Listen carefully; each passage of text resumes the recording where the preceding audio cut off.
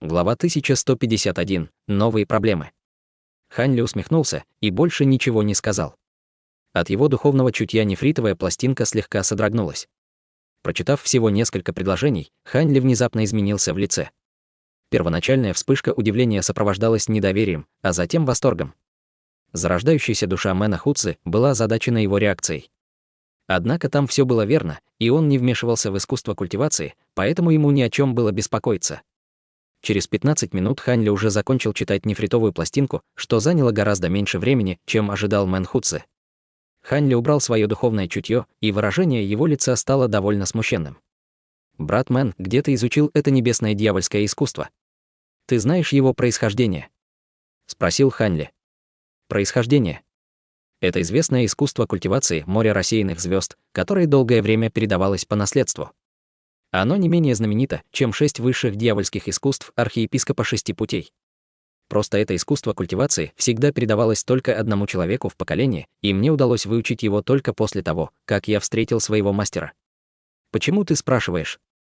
Что-то не так в этом искусстве культивации? Спросила зарождающаяся душа. Нет. Хань Ли покачал головой в ответ, затем перевернул руку, и нефритовая пластинка исчезла. Будучи свидетелем огромного количества эмоций, которые только что продемонстрировал Хань Ли, Мэн Хуцзы определенно не поверил в это. Однако он не стал вдаваться в подробности. «Брат Хан, если у тебя нет времени культивировать это искусство, просто передай его любому своему ученику. Наследие небесного дьявольского искусства должно продолжаться». Естественно, его главным приоритетом было поглотить зарождающуюся душу Цзень-Иня, поэтому он сразу же продолжил: «Теперь, когда ты посмотрел искусство культивации, могу я начать?»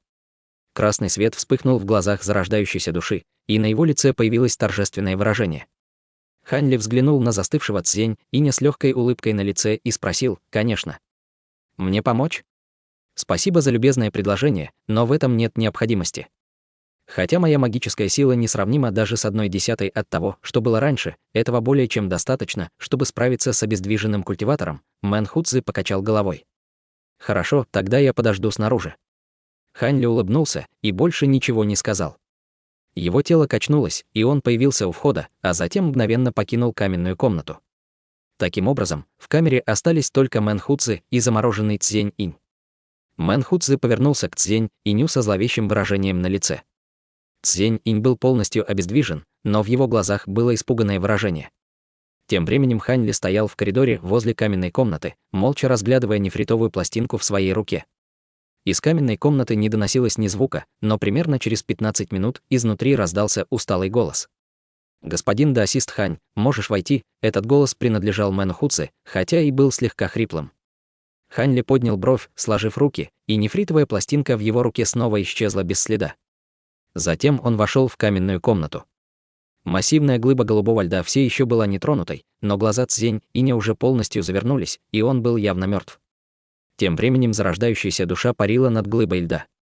Она немного выросла в размерах и была наполнена жизненной силой, создавая сильный контраст с его предыдущим слабым состоянием. Тем не менее, на его маленьком лице было измученное выражение: «Благодарю тебя, брат Хань. Я лишь временно восстановил большую часть своей энергии и должен воспользоваться этой возможностью, чтобы перейти к загробной жизни. В противном случае все усилия будут потрачены впустую. Моя тайная обитель пещеры находится когда зарождающаяся душа начала раскрывать местонахождение своей коллекции, она замолчала и вместо этого начала использовать передачу голоса Хань Ли. Хань Ли внимательно выслушал, а затем выразительно кивнул. Зарождающаяся душа выдохнула и сказала спокойным тоном: «Хорошо, я отомстил, так что теперь мне пора. Прощай, брат Хань». Затем ее тело качнулось и полетело к углу каменной камеры. Там она сел, скрестив ноги в медитативной позе. Ослепительный золотой свет вспыхнул из тела зарождающейся души, и ее аура стала чрезвычайно неустойчивой, колеблющейся между пиками силы и слабости. Отвлекшись от зарождающейся души Мэна Хуцзы, на лице Хань Ли появилась улыбка. Он потер рука об руку и поднял их вверх. В следующее мгновение раскат грома и несколько толстых лук золотой молнии обрушились на массивную глыбу льда. Лед взорвался посреди потока золотого света, и замерзшее тело Цзень-Иня рассыпалось на множество частей. Хань Ли тщательно осмотрел останки, чтобы убедиться, что не было ни фрагмента души, ни второй первичной души, ни чего-то подобного. Убедившись в этом, он кивнул с довольным выражением, а затем отвернулся. В этот момент на мерцающем теле зарождающейся души уже появилась серия трещин. Из-за трещин вспыхнул золотой свет, словно собиралась выплеснуться золотая жидкость. Хань Ли, слегка прищурившись, пристально посмотрел на зарождающуюся душу Мэна Хусцы, но ничего не сказал. После легкого импульса вся зарождающаяся душа взорвалась в клочья золотого света, а затем исчезла. Увидев, как зарождающаяся душа Мэна Хуцзы перешла в загробный мир, Хань Ли слегка вздохнул. Он щелкнул пальцем по останкам Цзень-инь на земле и выпустил огненный шар, окутывая их все палящим огнем. Хань Ли не остался смотреть, как все сгорит. Превратившись в полоску лазурного света, он покинул каменную комнату в мгновение ока. Хань Ли не нужно было ничего бояться, когда он сбегал из этого места, поэтому он путешествовал на полной скорости и быстро достиг конца прохода. Каменная стена, которая переливалась духовным светом, стояла у него на пути. Хань Ли поднял руку, не задумываясь. Золотой свет вспыхнул на кончике его пальца, и он приготовился вызвать меч Ци, чтобы пробиться сквозь стену. Однако в этот момент внезапно раздался невероятный грохот. Весь коридор задрожал, испуская грохочущее эхо. Хань Ли был слегка удивлен таким поворотом событий, но он совершенно не замедлился. Несколько полос золотого света наслоились друг на друга, взлетели в воздух и пробились сквозь каменную стену. Тело Хань Ли качнулось, и он вышел на другую сторону. Он появился на первом уровне павильона, и каменная стена, которую он только что пробил, была секретной дверью, расположенной в углу павильона. Как только он вышел из прохода, грохот и дрожание усилились в несколько раз. Раздался хриплый смех, крики ярости и громкие взрывы. Казалось, что весь каменный пик стал полем битвы, а на улице сражались люди.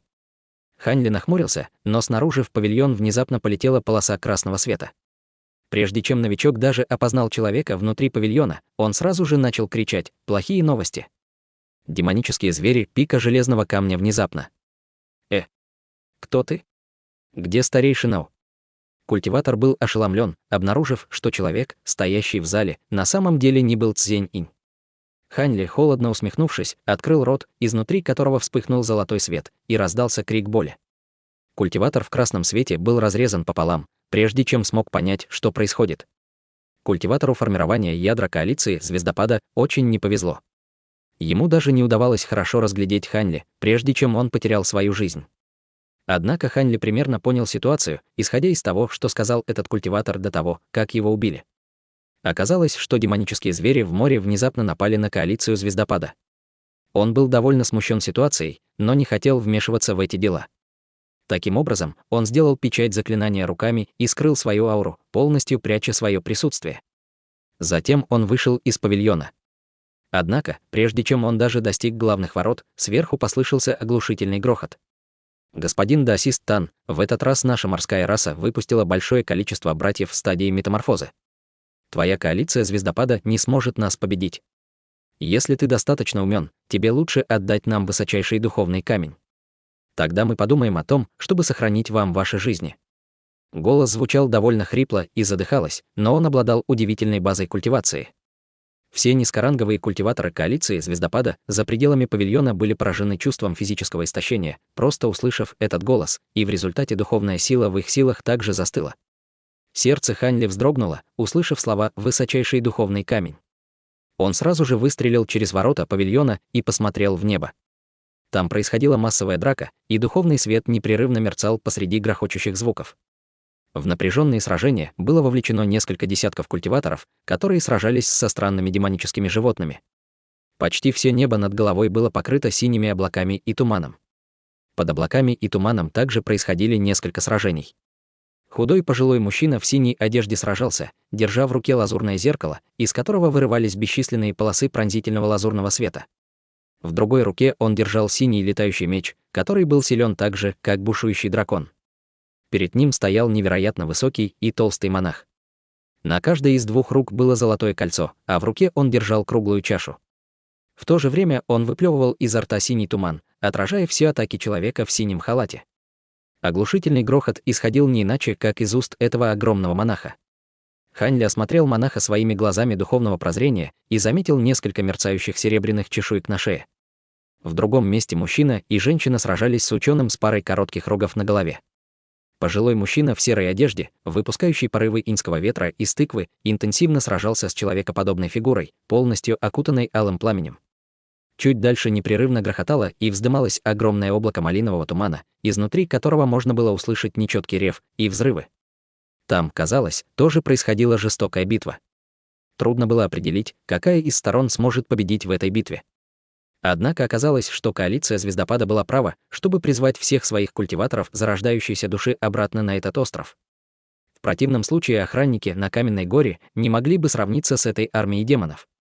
Выражение лица мужчины в синей одежде осталось неизменным, но он впрыснул еще больше энергии в свое сокровище и спокойно сказал: «О каком высочайшем духовном камне идет речь? Откуда ты узнал этот ложный слух? У меня нет такого. Ты все еще пытаешься скрыть это от меня, брат Тан. Разве ты не находишь это нелепым?» Облака синего тумана продолжали выливаться изо рта огромного монаха, и на его лице появилось презрительное выражение. Выражение лица человека в синем одеянии стало мрачным, и он ответил: «Значит, ты действительно пришел сюда, основываясь только на слухах. Откуда высочайшие духовные камни могут взяться в мире смертных? Ты прибыл без предупреждения, когда вас никто не трогал, убив столько наших культиваторов коалиции Звездопада. Это просто так тебе с рук не сойдет».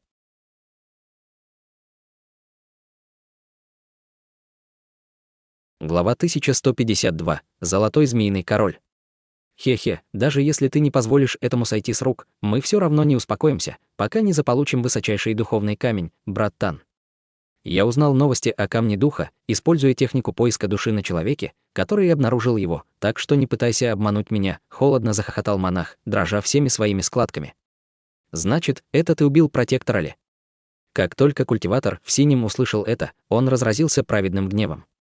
Он взмахнул своим лазурным зеркалом в воздух, выпустив несколько толстых столбов света в направлении своего противника. «Значит, ты перестанешь отрицать, что заполучил высочайшим духовным камнем». На лице толстяка появилась насмешка, а круглая чаша перед ним вспыхнула желтым светом, поглощая все встречные столбы света. Что с того, даже если и так? Все знают, что высочайшие духовные камни необычайно полезны для преодоления узких мест, и я ни за что не отдам их вам, демонические твари. Разве ты не боишься, что Дворец Звезд выиграет в результате нашей битвы?» Разъяренное выражение лица человека в синей одежде исчезло. Он довольно быстро успокоился. «Дворец Звезд. Думаешь, только наша морская раса напала на вашу коалицию Звездопада? Позволь мне сказать правду, наша морская раса в этот раз привела всех наших самых могущественных существ, и мы не только собираемся забрать твой высочайший духовный камень, мы собираемся забрать и все духовные жилы на этом острове.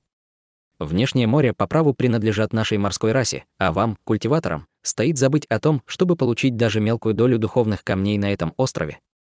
Мы позволили вам процветать так долго, потому что мы еще не собрали все силы, которые нам требовались». Толстяк поднял дряблую шею, и на его лице появилось своеобразное выражение. Старейшина Тан резко изменился в лице, услышав это. Внезапно вдалеке послышался вой, словно чтобы поддержать претензии толстяка. Затем из того направления вырвался еще один взрыв голубого демонического тумана, в котором, казалось бы, содержалось бесчисленное количество демонических зверей. Ха-ха, похоже, о культиваторах Дворца Звезд уже позаботились. Как и ожидалось, мобилизация наших войск перед тем, как нанести удар одной из сторон, была правильным способом. Теперь никто из вас не сможет уйти.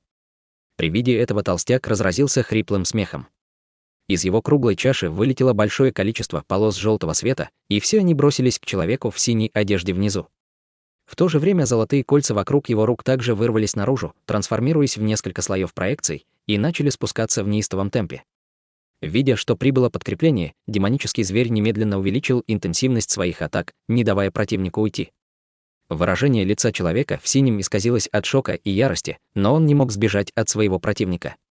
Подобные сцены разворачивались и в других сражениях неподалеку. Все демонические звери на стадии метаморфозы начали выпускать мощные атаки, не обращая внимания на их запасы демонической силы. Духовный свет разных цветов с грохотом переплетался друг с другом. Ни один из культиваторов зарождающейся души коалиции Звездопада не смог избавиться от своих противников. С другой стороны, облако голубого демонического тумана приближалось со скоростью молнии, и в мгновение оказалось так близко, что уже можно было разглядеть внутри черты зловещих демонов. Даже культиваторы коалиции Звездопада с самой медленной реакцией поняли, что в этот момент у них были большие проблемы. В конце концов, кто-то вдруг закричал: «Отступаем!». Все низкоранговые культиваторы, находящиеся внизу, разбежались во всех направлениях, в то время как культиваторы зарождающейся души в воздухе начали искать возможности выбраться из своих сражений. Некоторые перешли в оборону, медленно отступая к каменной вершине, в то время как другие начали мощные атаки изо всех сил, надеясь временно отбросить противников, а потом воспользоваться этой возможностью и сбежать. Были также те, кто использовал секретные техники для бегства, поэтому они спокойно боролись со своими противниками, одновременно сканируя глазами вокруг, словно в поисках чего-то. Тем временем Хань Ли изначально планировал уйти, но эти планы были немедленно прерваны, когда он услышал слова «высочайший духовный камень». Несмотря на то, что он никогда не видел легендарных высочайших духовных камней высшего сорта, он видел записи об их чудесных эффектах в бесчисленных томах. И если оставить в стороне тот факт, что этот духовный камень был обязательным предметом для создания нескольких типов легендарных заклинаний первичной формации заклинаний в человеческом мире, только его эффект в оказании помощи культиватору в преодолении одних узких мест был чрезвычайно заманчивой перспективой. Кроме того, этот эффект помощи был применим ко всем культиваторам, от стадии формирования ядра до стадии божественной трансформации. Конечно, чем более продвинута основа культивации, тем менее выраженным будет влияние духовного камня.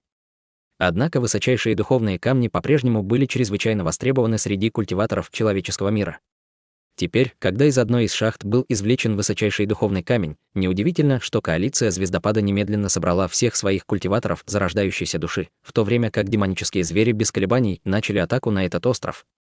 Поскольку из шахты был извлечен один высочайший духовный камень, возможно, что в шахте были еще.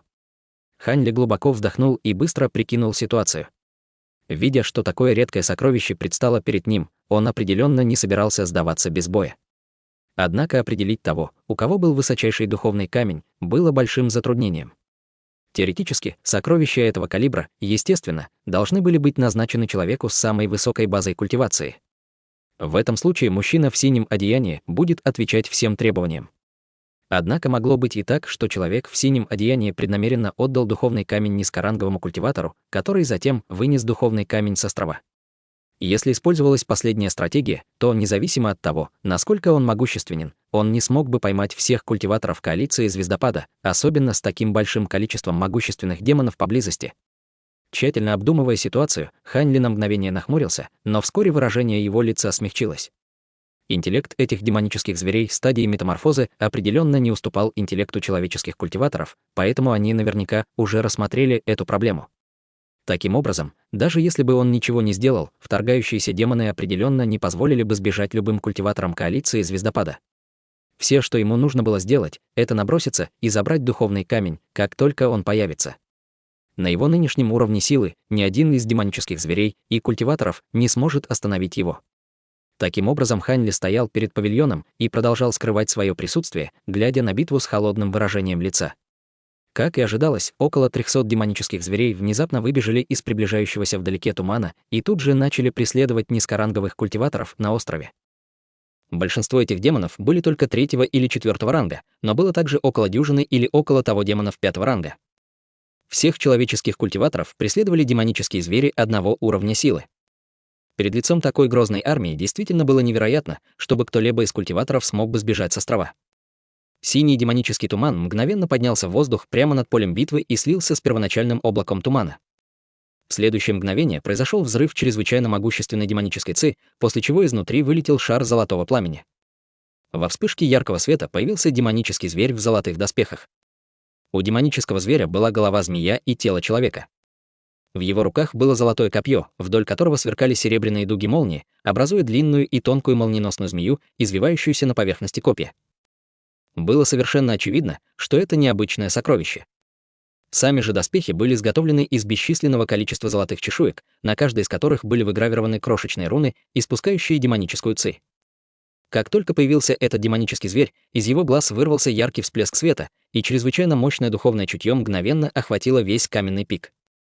Все совершенствующиеся зарождающиеся души все еще участвовали в горячих битвах со своими противниками-демоническими зверями, и их сердца задрожали в унисон. Лицо человека в синей одежде стало смертельно бледным при виде этого демонического зверя, и он с недоверием закричал: «Золотой змеиный король! Невозможно! Как ты мог пойти против нашего соглашения и прийти сюда лично?» Этот змей был демоническим зверем 10-го ранга. Почему я не мог прибыть сюда? Если вы хотите, чтобы я придерживался соглашения, тогда вы, люди, должны показать мне, что у вас есть то, что мне нужно. Прошло 3000 лет с тех пор, как культиватор стадии божественной трансформации появился в ваших рядах, а теперь на карту поставлен высочайший духовный камень. Так почему я должен соблюдать соглашение?» С холодным выражением сказал змей. В этот момент из демонического тумана вышли еще два демона. Одним из них было существо в черной одежде с рыжими волосами, зеленым лицом и клыкастой пастью.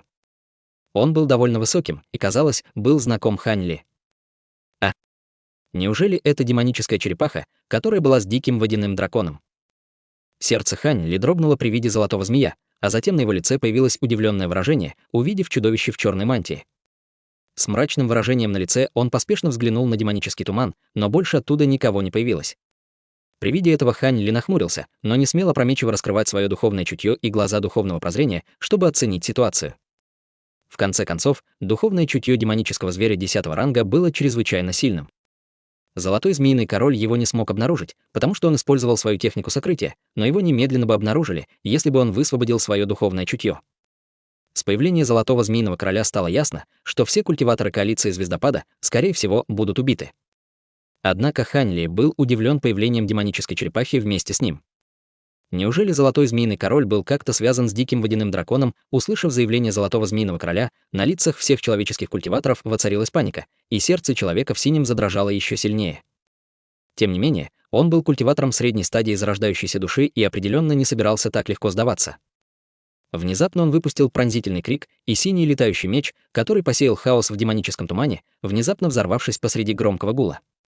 Этот летающий меч был довольно мощным древним сокровищем, и после того, как старейшина Тан насильственно взорвал его, сила, которую он мог использовать, была просто немыслима для обычных культиваторов. Над каменным пиком в воздухе появился массивный шар серебристо-белого света, отразивший весь синий туман, исходящий изо рта толстяка. Проекции, образованные его двумя золотыми кольцами, также были с легкостью разрушены. Видя это, сердце толстяка затрясло от шока, и он поспешно впрыснул всю свою силу в круглую чашу перед собой. Огромное пространство желтого света мгновенно превратилось в защитный световой барьер перед ним. В то же время он быстро отступил назад. Человек в синих одеждах воспользовался этой возможностью, чтобы вызвать пурпурный платок, без колебаний активировав его. Платок превратился в шар фиолетового света, окутав человека в синей одежде, а затем взлетел в воздух в виде пурпурной полосы света, летевшей так быстро, что в мгновение ока преодолел расстояние более 200 футов.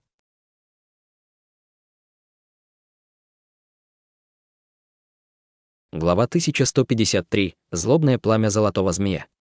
Действия человека в синем одеянии, казалось, действовали как сигнал, побуждающий всех остальных культиваторов зарождающейся души использовать свои невероятные секретные методы. Некоторые из них исчезли на месте посреди вспышек белого света, некоторые вырвали кровью и телепортировались вдаль в виде полос малинового света. В любом случае, все они бежали изо всех сил, даже если это требовало причинения серьезного вреда себе. Холодное хмыканье зазвенело в воздухе, и золотой змеиный король изменился в лице. По взмаху руки он выпустил громкий раскат грома, после чего по воздуху пролетела полоска золотого и серебряного света. Демонический зверь швырнул свое золотое копье прямо в человека в синем одеянии. Покинув руку, копье исчезло во вспышке золотого света. Вот дерьмо. Человек в синей одежде пристально следил за действиями золотого змеиного короля, и его сердце содрогнулось при виде этого, и он сразу же подбросил свое лазурное зеркало за собой. Во вспышке лазурного света появилась проекция полной луны диаметром в несколько десятков футов. Лунная проекция была лазурного цвета и заключала в себе тело человека в синем одеянии. Не успела появиться лунная проекция, как в этот же момент материализовалось золотое копье длиной более 100 футов. Вдоль копья вспыхнула серебряная молния и ударила в самый центр лазурной луны. Поверхность лазурной луны треснула, как зеркало, а огромное копье продолжало давить на него, пока проекция луны не была полностью разрушена. Арк. Человек в синей одежде крайне встревожился при виде этого. Фиолетовый свет на его теле дрогнул, и он попытался использовать секретную технику для побега. Однако в этот момент огромное копье уменьшилось до половины своего размера и выстрелило из-за остатков луны в фиолетовый свет. Раздался громкий бум. Платок сам по себе был довольно мощным сокровищем, о чем свидетельствует тот факт, что фиолетовый свет смог задержать копье.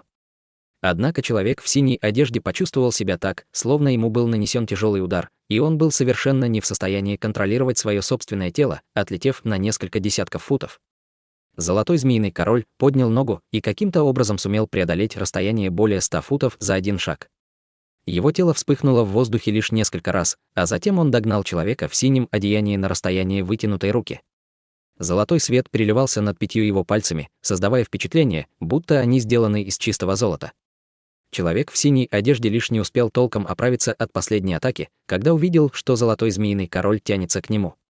В панике он поспешно открыл рот и выпустил зеленый световой шар. Это была зеленая бусинка размером с кулак. С громким лязгом и скрежетом металло-золотые когти столкнулись с зеленой бусиной. Бусина мгновенно расширилась, пытаясь освободиться от руки золотого змеиного короля. Холодный свет вспыхнул в глазах золотого змеиного короля, и из 5 его пальцев резко выросли гвозди длиной в несколько футов. В то же время на его ладони появилась золотая чешуя размером примерно с медную монету. Раздался глухой удар, и он смог раздавить бусину голой рукой. Его руку пронзил зеленый свет, но золотые когти остались совершенно невредимыми. Искусство драконификации. Человек в синей одежде в тот же миг воскликнул, потому что бусина была уничтожена. В то же время он выблевал глоток крови из-за обратной реакции, которую он получил из-за уничтожения своего магического сокровища. Однако этот обмен атаками выиграл ему некоторое время, позволив ему снова броситься в воздух, преодолев расстояние более 100 футов в мгновение ак. Золотой змеиный король не стал его догонять. Его лицо стало мрачным, и он медленно швырнул кулак в полосу фиолетового света на расстояние. Огромный золотой кулак размером около 10 футов внезапно появился в воздухе прямо над фиолетовым светом и обрушился со скоростью молнии. С оглушительным грохотом мужчина в синей одежде был поражен массивным кулаком, который рухнул на него, как метеорит, и упал к каменной вершине. Его тело врезалось прямо в павильон, оставляя после себя огромную зияющую дыру диаметром в несколько десятков футов, а затем его накрыло щебнем. Холодная улыбка появилась на лице золотого змеиного короля. Качнувшись, в следующее мгновение оно появилось прямо перед огромной дырой в стене павильона. По взмаху его руки с ладони вырвался блестящий золотой свет, готовясь положить конец жизни мужчины в синем одеянии. Однако в этот момент он изменился в лице и сымитировал захватывающее движение в направлении ворот павильона. Сделав это, он закричал: «Кто там? Покажись!». 5 проекций золотого когтя пролетели в воздухе и исчезли в земле. Мгновенно перед павильоном появилось 5 траншей, каждая длиной в несколько десятков футов. Траншеи были невероятно глубокими, однако с их помощью не удалось обнаружить врага на земле. В глазах золотого змеиного короля мелькнуло недоумение. Мгновение назад его поразил страх без какого-либо предчувствия. От этого леденящего чувства у него побежала дрожь по позвоночнику, и он без колебаний атаковал. На самом деле он ничего не обнаружил, но его инстинкт небесного духовного зверя побудил его атаковать рефлексивным образом. В течение его десятков тысяч лет культивации это предчувствие несколько раз спасало его жизнь. Однако теперь, когда атака не попала по какой-либо цели, золотой змеиный король почувствовал себя растерянно, задаваясь вопросом, было ли это ощущение просто плодом его воображения. В конце концов, это предчувствие несколько раз оказывалось неверным в прошлом. Просто леденящее ощущение, которое он только что испытал, было слишком сильным, словно какое-то чрезвычайно опасное существо шпионило за ним из тени, и даже сейчас в его сердце все еще сохранялся страх. Пока он собирался расширить сферу своих поисков, куча щебня у подножия огромной дыры в павильоне внезапно зашевелилась и вернулась в обычное состояние. Однако этой доли секунды движения было достаточно, чтобы привлечь внимание золотого змеиного короля. Он перевел свой взгляд на груду щебня под ним, и на его лице вспыхнула кровожадность. Он немедленно протянул руку и сымитировал хватательное движение. С грохотом снова появилось золотое копье, на поверхности которого заискрились молниеносные змеи. Он схватил копье и злобно взмахнул им вниз. Во вспышках дуг серебряного света вспыхнули, копье превратилось в полоску ослепительного золотого света, которая исчезла на полпути. Появившись снова, оно вонзилось в землю в определенном месте на расстоянии более 200 футов от павильона. С грохотом золотое копье исчезло в земле. Затем раздался приглушенный стон, и земля рядом совсем рассыпалась. Во всех направлениях разлетелись бесчисленные осколки щебня, из которых возникла полоса фиолетового света. В фиолетовом свете не было ничего, кроме человека в синей одежде. Однако в этот момент лицо человека в синей одежде было чрезвычайно бледным, и по его губам текла кровь. Яркость фиолетового света над его телом то и дело колебалась и выглядела так, словно он мог рухнуть в любой момент. Фиолетовый свет был действительно довольно мощным, но после нескольких тяжелых атак от золотого змеиного короля он больше не мог выдерживать. Как только человек в синей мантии был вынужден проявить себя, он в паническом отчаянии скрылся с каменного пика. Золотой змеиный король улыбнулся во весь рот со зловещим выражением на лице и снова потянулся к золотому копью, материализовавшемуся из воздуха. Затем он снова взмахнул рукой в воздухе, снова запустив золотое копье. Скорость убегающего человека в синей одежде уже резко упала, и хотя он призвал щит и металлический кипригель, чтобы защитить себя, эти два сокровища были совершенно неэффективны перед лицом золотого копья. С последовательным грохотом оба сокровища были мгновенно уничтожены, в то время как золотое копье продолжало двигаться. Человек в синей одежде пытался уклониться изо всех сил, но копье было слишком быстрым. В конце концов, золотое копье пробило слабый слой фиолетового света и вонзилось в его грудь. Человек в синей одежде завопил от боли и рухнул на землю, совершенно неподвижно. На его груди появилась черная дыра диаметром с чашу для риса. Дуги молнии непрерывно вспыхивали вокруг раны, и в воздухе появился запах обугленной плоти. Золотой змеиный король поднял руку и призвал к себе золотое копье, холодно зарычав: ты думал, что такой культиватор на средней стадии зарождающейся души, как ты, сможет сбежать от меня? Какая шутка!» Затем он снова поднял руку в воздух, и несколько ногтей вырвались вперед, резко расширившись в несколько раз. В мгновение они распухли, превратившись в огромные золотые гвозди длиной около фута, а затем крепко схватили конечности и шею человека в синих одеждах к земле. На золотых гвоздях замелькали руны, и появилось несколько золотых цепей, насильно запечатавших человека в синих одеждах на месте, чтобы его зарождающаяся душа не сбежала. Золотой змеиный король притворно схватил человека в синей мантии, притягивая к себе его сумку для хранения. Затем он пронес свое духовное чутье через содержимое своей сумки для хранения, и через мгновение выражение его лица стало мрачным. Он поднял голову с мрачным выражением лица и осмотрелся по сторонам. Некоторое время спустя двое других сбежавших культиватора зарождающейся души снова были схвачены в битвах с противниками демоническими зверьми, в то время как культиватор в серой мантии и облако туманной крови скрылись вдали. В мгновение ока они уже стали двумя черными пятнами на горизонте. За ним по пятам следовали демонические звери, но облако кровавого тумана удалялось все дальше и дальше от противников, путешествуя с гораздо большей скоростью, чем его преследователи. Губы золотого змеиного короля дернулись, глядя на кровавое облако вдалеке. Он задумался на мгновение, а его тело вспыхнуло в воздухе, превратившись в полосу золотого света, бросившись к кровавому туману. Когда золотой свет унеся вдаль, Хань Ли с облегчением вздохнул, стоя за воротами павильона.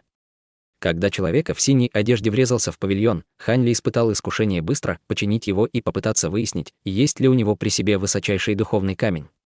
Однако он счёл это слишком рискованным в конце и воздержался от этого. К его удивлению, духовное чутье золотого змеиного короля смогло обнаружить что-то в течение доли секунды нерешительности Хань Ли, и его атака почти сумела поразить Хань Ли. К счастью, он в совершенстве овладел своей техникой телепортации, что позволило ему беззвучно перейти на другую сторону ворот павильона, в результате чего золотой змеиный король пропустил атаку.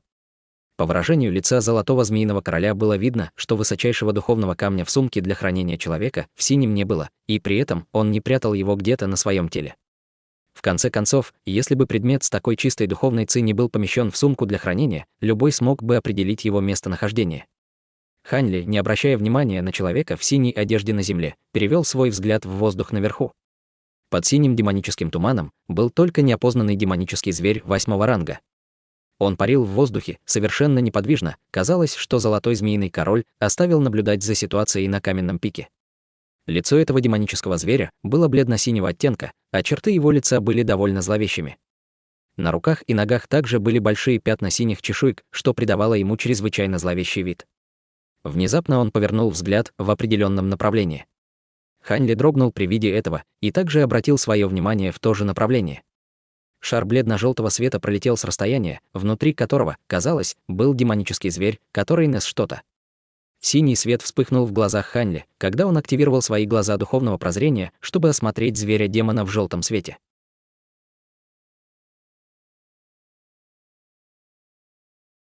Глава 1154. Извлечение сокровища. Это был странный демонический зверь, напоминающий морского конька, но с 4 руками. Всеми 4 руками он держал лазурный футляр для хранения, и на его омерзительном лице был восторг. Хань Ли невольно прищурился при виде этого. В этот момент паривший в небе синий демонический зверь начал общаться с 4-руким демоническим зверем посредством передачи голоса, после чего на его лице также появился взволнованный взгляд. Его тело вспыхнуло в воздухе, и он подлетел к 4-рукому демоническому зверю в виде полосы синего света. Наблюдая за радостью на лице демонического зверя 8-го ранга, в сердце Хань Ли растворился последний след сомнения. Он немедленно отказался от своей техники сокрытия, и со вспышкой грома позади него появились грозовые крылья, после чего он внезапно исчез. После нескольких вспышек в воздухе Хань Ли появился на расстоянии более 10 тысяч футов в виде серебряной молнии. С раскатом грома он внезапно появился над четырехруким демоном. Арк. Четырехрукий демонический зверь насторожился. Осознав, что на него напали, он немедленно открыл рот, изнутри которого вырвалось густое пространство желтого света. В то же время он превратился в полоску желтого света и изменил направление, обогнув Хань Ли в воздухе и пролетев прямо к демоническому зверю 8-го ранга. Казалось, что этот демонический зверь знал, что Хань Ли был слишком силен, чтобы с ним справиться, поэтому он не собирался вступать в битву с ним. Однако это был всего лишь демонический зверь 6-го ранга, так что он никак не мог сбежать от Хань Ли. Таким образом, он сразу же проигнорировал яростный рев демонического зверя 8-го ранга и поднял рукав в воздух, вызвав обширное пространство лазурного света. Сотни пятен желтого света, которые были с легкостью сметены лазурным светом, попадали с неба, как тонкие желтые иголки. В то же время Хань Ли поднял вторую руку и притворно схватился за четырехрукого демона. Затем произошло нечто похожее на то, когда золотой змеиный король расправился с человеком в синей одежде. Лазурный свет вспыхнул над головой демонического зверя, и появилась огромная лазурная рука. Рука обрушилась на него, как молния, и в мгновение схватила демонического зверя. Казалось, будто его душа вот-вот в ужасе сбежит из своего тела. Золотой свет свирепо вспыхнул над его телом, и 4 его руки внезапно превратились в 4 острых клинка, злобно разрубив большую лазурную руку. Однако технику Хань Ли, культиватора на поздней стадии зарождающейся души, безусловно, не мог разрушить простой демонический зверь Б-ранга. Клинки безжалостно атаковали лазурную руку, но та осталась совершенно невредимой. Хань Ли приподнял бровь с холодным выражением на лице. Он сжал пальцы на своей вытянутой руке, и его огромная лазурная рука также сжала пальцы, из которых внезапно послышался вопль боли. Четырехрукий демонический зверь обладал довольно крепким телом для существа своего уровня, но он никак не мог защитить себя от атаки культиватора на поздней стадии зарождающейся души, и его тело было насильно сжато в несколько сегментов. Почти в тот же момент Хань Ли снова исчез на месте во вспышке серебряной молнии. В следующее мгновение он появился рядом с изуродованным трупом демонического зверя, а затем схватил его лазурную сумку для хранения. Затем он быстро проверил ее содержимое, и на его лице появилось довольное выражение. «Оставь этот духовный камень». Поблизости раздался грохочущий рев. Хань Ли появился из ниоткуда, убил четырехрукого демонического зверя и забрал сокровище, которое искала вся армия демонов. После всего этого было несложно представить, какая сильная ярость пронзила сердце демонического зверя 8-го ранга. Поэтому он сразу же взревел от ярости. Кроме того, он впрыснул свою магическую силу в рев, что сделало его слышимым для всех демонов в радиусе нескольких десятков километров.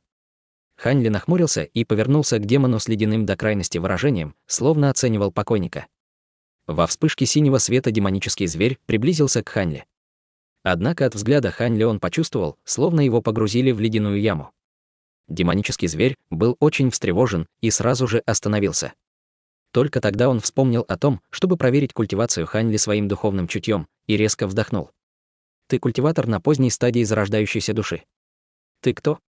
Демонический зверь 8-го ранга невольно отступил назад, поспешно перевернув руку и вызвав 2 сокровища, похожие на раковины. Он спрятал сокровище перед собой, и в его глазах мелькнуло выражение шока и ужаса.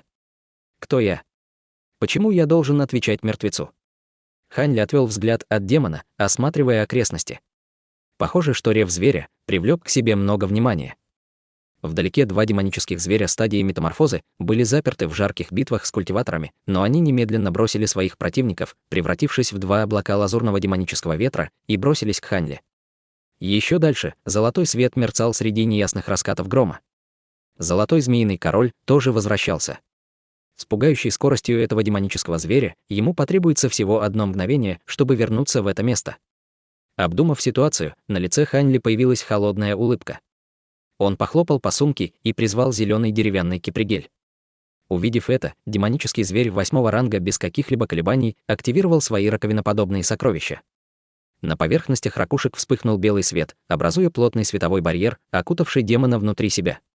После принятия защитных мер демон чувствовал себя намного лучше. Однако при виде этого на лице Хань Ли появилась насмешка.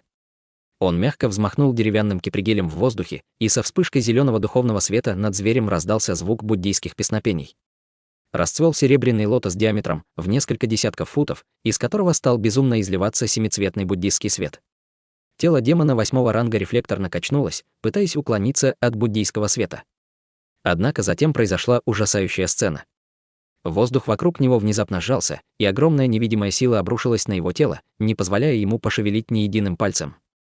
Попав в плен буддийского света, его духовная сила также застыла, что сделало его совершенно неспособным использовать свою силу. Арк.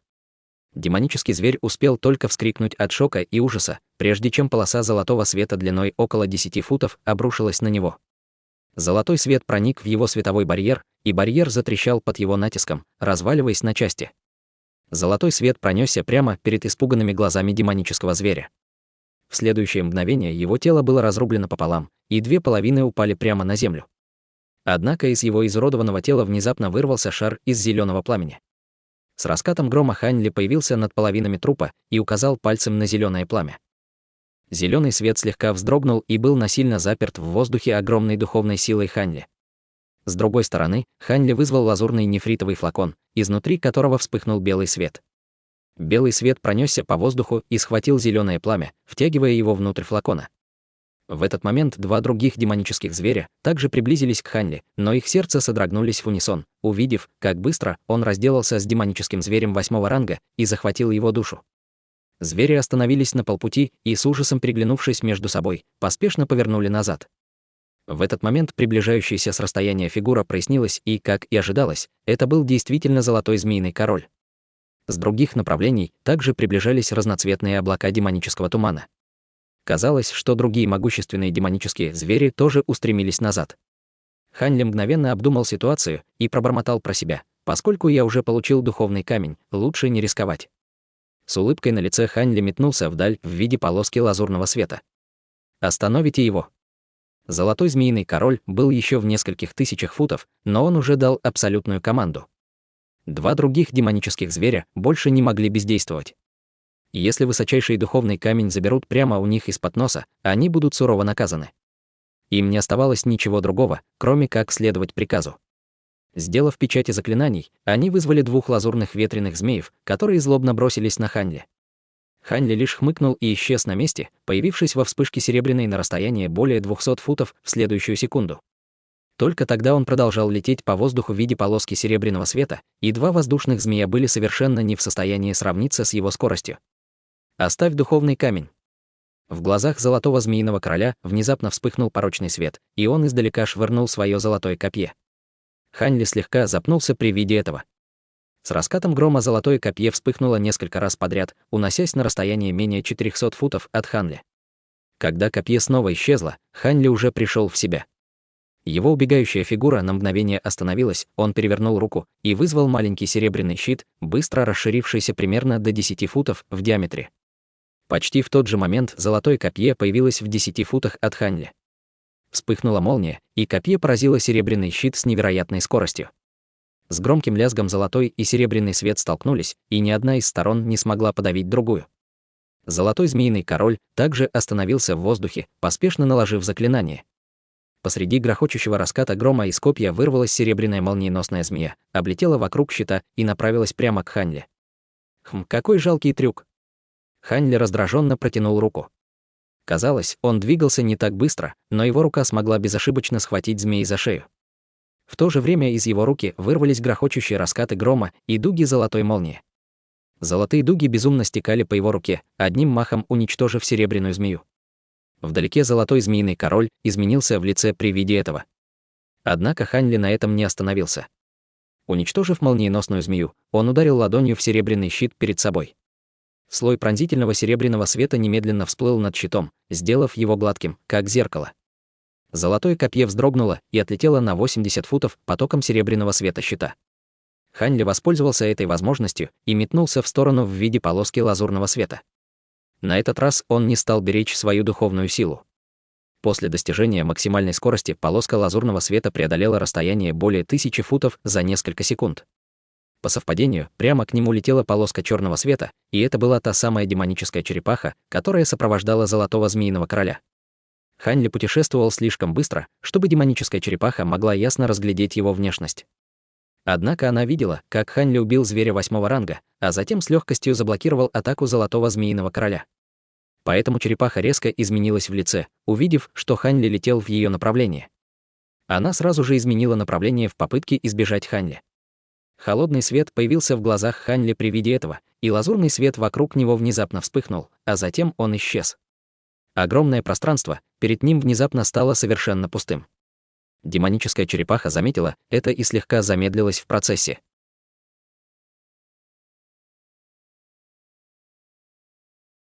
Глава 1155. Высочайший духовный камень. Однако эта доля секунды нерешительности оказалась смертельной. Всплеск пространственных колебаний внезапно появился в нескольких десятках футов от него.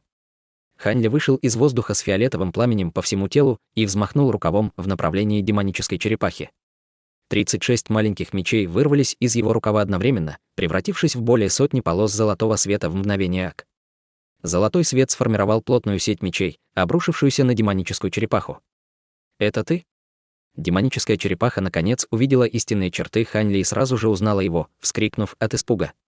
Когда золотая сеть обрушилась на нее, демоническая черепаха мгновенно побледнела.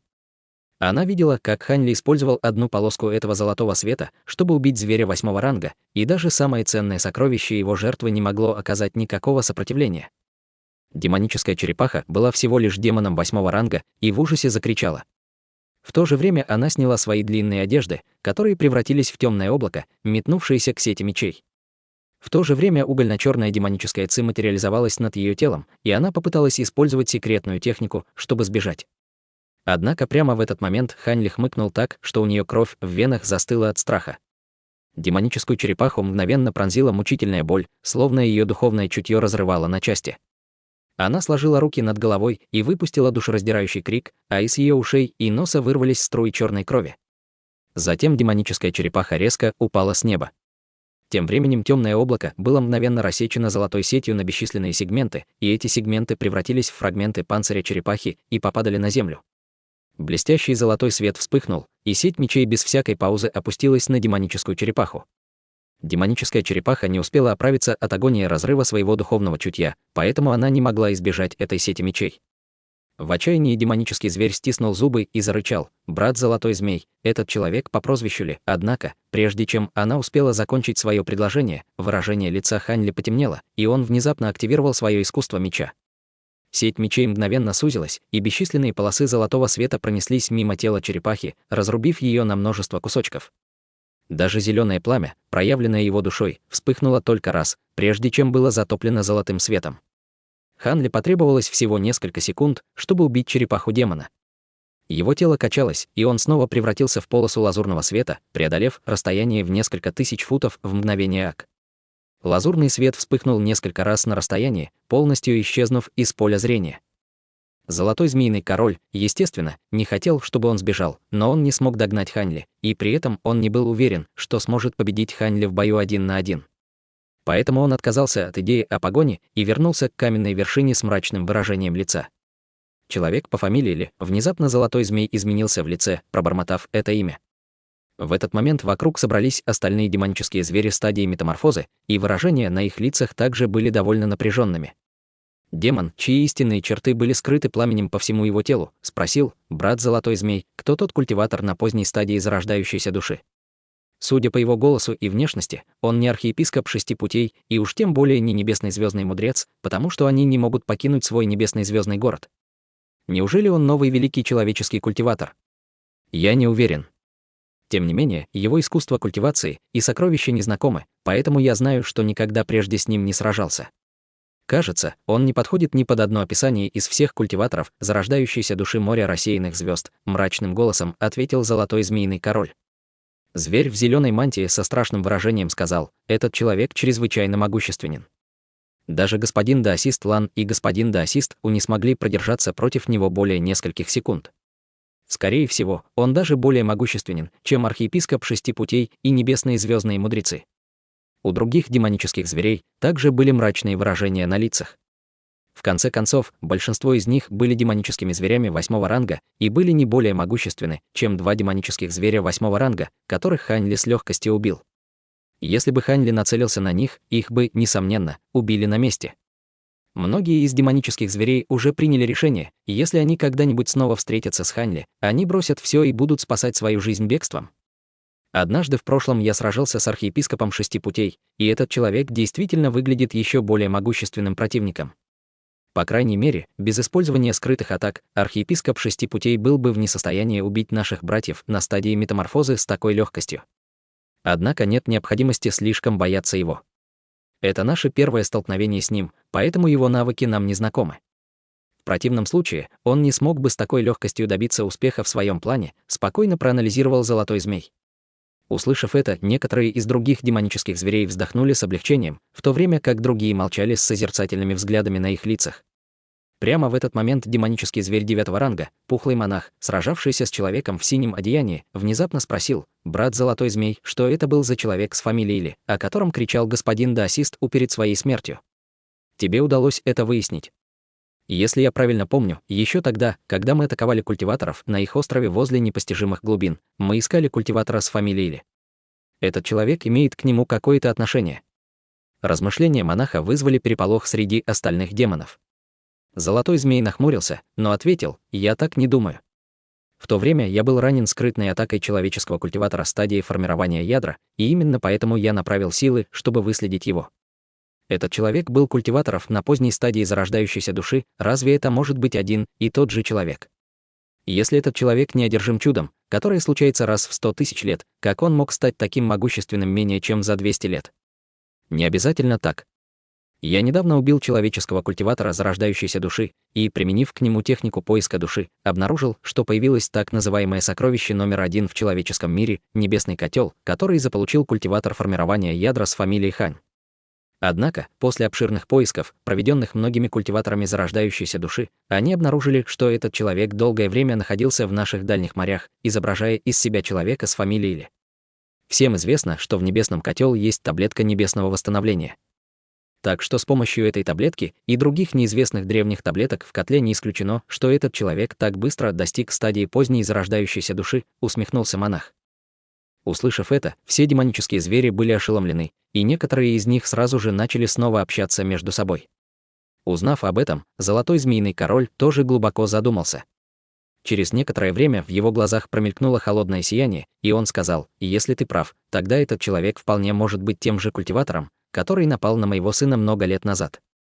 Если это так, то я определенно не позволю этому сойти с рук. Он убил моего сына около 200 лет назад, и теперь он ответственен за смерть господина Даосиста Уилан. Кроме того, он также забрал наш высочайший духовный камень и обладает таким высшим сокровищем, как небесный котел. Это дает нам еще больше оснований захватить его и принести его в жертву». Монах покачал головой и сказал осторожным голосом: «Но этот человек — культиватор на поздней стадии зарождающейся души, и он чрезвычайно силен. Если только мы не вынудим его оказаться в тяжелом положении, и у нас не будет более 3 братьев с твоим уровнем культивации, брат Золотой Змей, мы ничего не сможем с ним сделать. Этот человек действительно не тот, кого стоит недооценивать. Нам нужно будет разработать план и пригласить брата Цзе и Даосиста Би в качестве поддержки, чтобы они помогли мне. Но не нужно спешить. Пока этот человек остается в море рассеянных звезд, у нас будет шанс схватить его».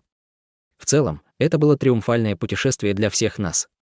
Несмотря на то, что 2 наших собратьев пали от рук этого человека, мы убили 6 культиваторов зарождающейся души, и теперь все рудники духовных камней на острове Зеленого Духа принадлежат нашей морской расе. Хотя высочайший духовный камень был захвачен, в рудниках мы сможем найти и другие. Наш главный приоритет состоит в том, чтобы снова установить ограничения и собрать больше войск на случай, если люди в ответ начнут контратаку. Коалиция Звездопада и Дворец Звездный не захотят так легко принять поражение, поэтому мы должны быть готовы к этому». Золотой Змеиный Король, казалось, не очень интересовался темой мести и немедленно изменил тему, сосредоточившись на рудниках. Эти рудники принесут пользу всем присутствующим демоническим зверям, и, как и ожидалось, их внимание было полностью привлечено к этой новой теме обсуждения. Только у монаха было обеспокоенное выражение с нахмурившимися бровями. Казалось, он все еще оставался немного взволнованным. В этот момент, на расстоянии около 5000 километров, Хань Ли использовался свое духовное чутье, чтобы убедиться, что в радиусе нескольких сотен километров не было преследователей, а затем значительно замедлился. Конечно, Хань Ли не собирался возвращаться на остров Небесной Молнии и вместо этого направился прямо на остров Серебряной Акулы. В полете он вытащил эту лазурную сумку для хранения и взглянул на ее содержимое с взволнованным выражением лица. Вспышка белого света вырвалась из сумки, и в его руке появился зеленый камень размером с большой палец. Хань Ли сжал духовный камень в одной руке и начал тщательно его оценивать. Духовный свет беспорядочно вращался по поверхности духовного камня, и яркость зеленого света, исходящего от него, периодически колебалась, словно это было живое существо. Также казалось, что с поверхности камня вытекали крошечные частицы белого вещества. Тем не менее, белое вещество было крайне незначительным, и Хань Ли пытался его идентифицировать.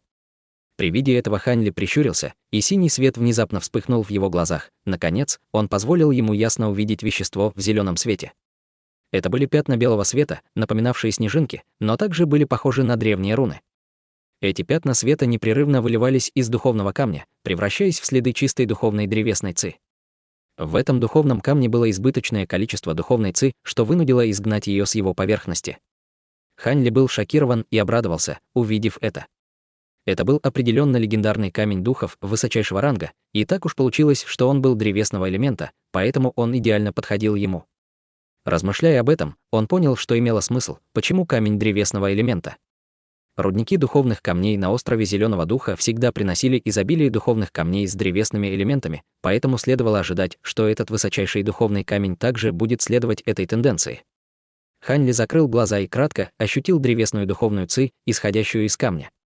После недолгих колебаний на кончиках его пальцев вспыхнул лазурный свет, и он попытался поглотить огромную духовную ци внутри камня.